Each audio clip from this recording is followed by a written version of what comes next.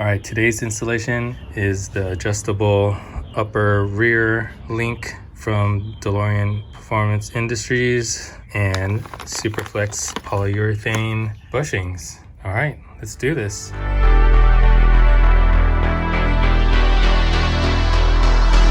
It is really good construction.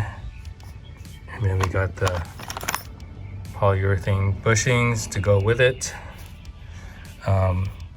I did have to smooth out some metal burrs, so I just kind of used the Dremel tool to smooth it out. So you want to make sure it is smooth in there so it won't damage your bushings. So here's what my stock upper link looks like. Very nice and rusted. Bushings look worn out, so it's kind of time to replace those.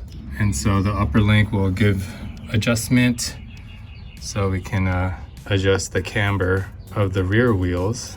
So I'm gonna spray a bit of penetrating oil onto this.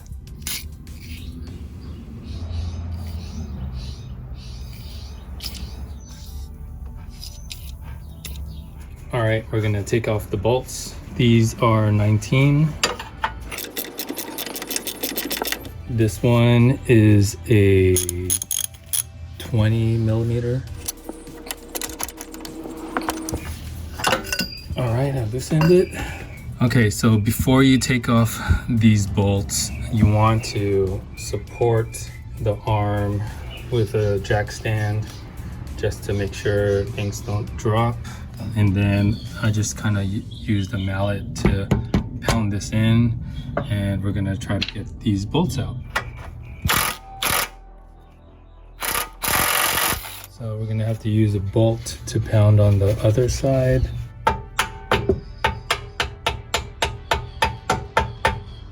All right, got the bolt out, and now the arm is free. Now we just need to get this last bolt out.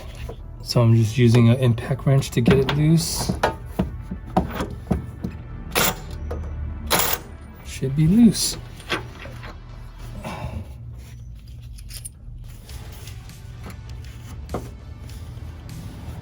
There it is. So now let's clean out this area.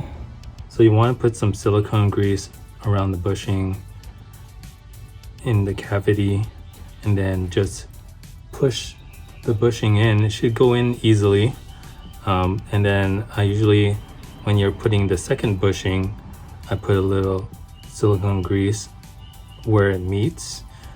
So there's some grease in between the two bushings.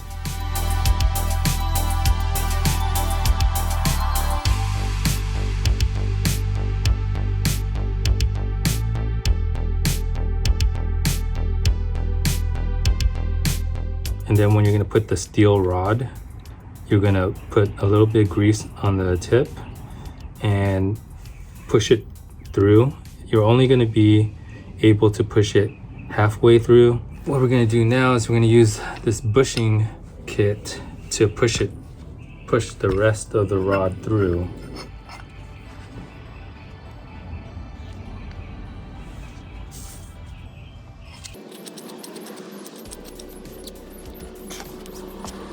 All right, so now that we got it clamped down,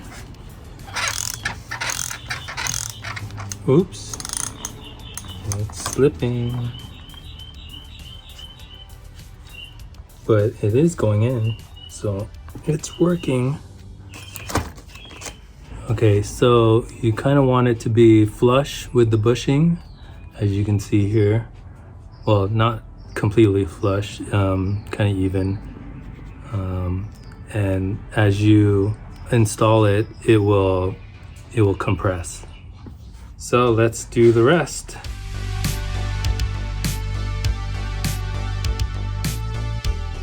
All right, all bushings are in.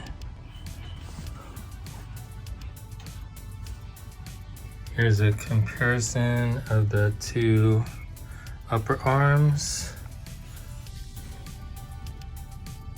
All right, this is my favorite part. can you hear the sarcasm? Is you need to put these washers on both sides and then install it. A lot of times this is very difficult to put because it's a very tight fit, but we'll see how this goes. So what we'll do is add a little silicone grease to both sides and just smear that on. Then you're going to take your washers, place it on both sides.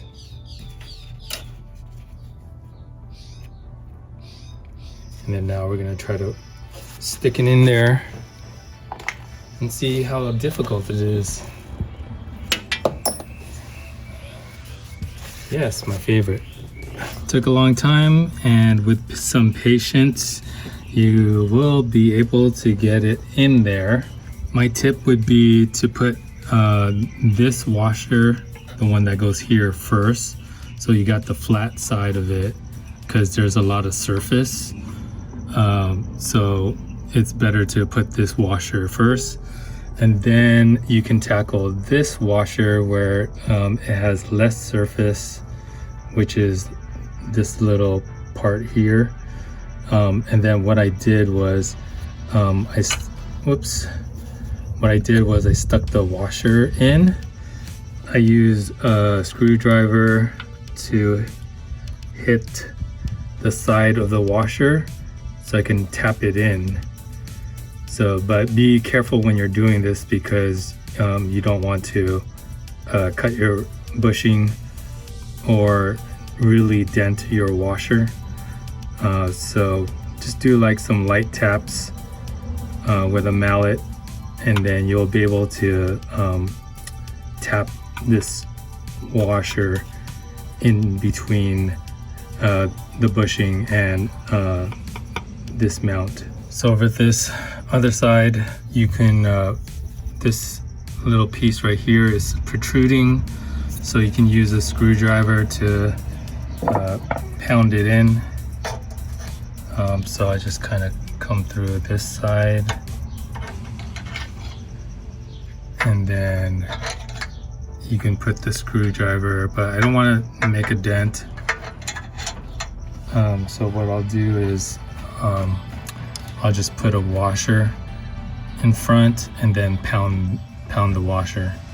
So now that it's flush, you need to put this in here, but we need to lift this up, so we'll use our jack.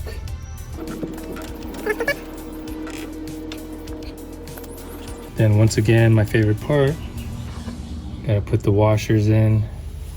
I put this washer first and then I put this one, and so I'm just kind of using a mallet to get the washer in.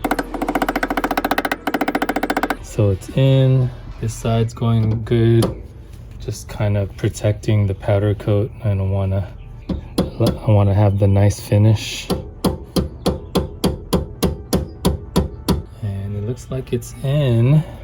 Just need to align it with the holes. So you can take a screwdriver,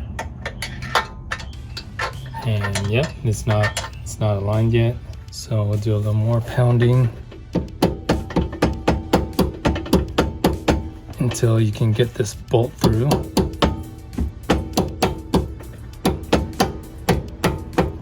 Once you use the jack stand to kind of align it, then you should be able to pound it in. So at this point, probably gonna ratchet. So this is 60 pounds. So it's 60 foot-pounds. And don't worry, it screws all the way in. So there you go. And then this side, 60 foot-pounds as well. So when you go get your car aligned, they're going to adjust this here and then use these lock nuts to lock it in place. But I didn't do any adjusting, I'm just gonna let the alignment shop do it. And as you can see in this photo, the camber is off and you can see the top of the tire lean into the wheel well. All right, after alignment, the wheel is much more straight.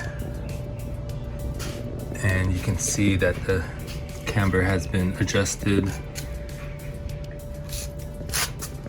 And that's it. It looks great. Well, that's it for the video. Make sure to subscribe and I'll see you in the future.